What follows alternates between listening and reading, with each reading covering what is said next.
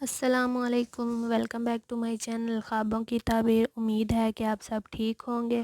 جی viewers, آج کی اس video میں آپ کو خواب میں شہد دیکھنے کی تعبیر بتاؤں گی۔ حلال مال ہے، کبھی میراث بھی ہوتی ہے۔ ہر وہ چیز جو شہد اور حلوے سے بنی، اس کی تعبیر مال اور پاک رزق سے کی جاتی ہے۔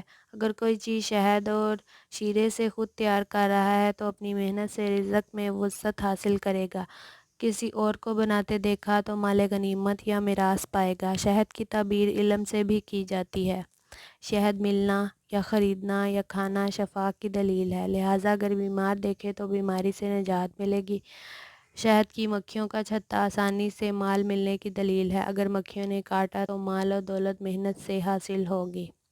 جی ویورز، یہ تھی خواب میں شہد دیکھنے کی تعبیر۔ اگر آپ بھی اپنے کسی خواب کی تعبیر جاننا چاہتے ہیں تو سیکشن میں کمنٹ کر کے ہم سے پوچھ سکتے ہیں۔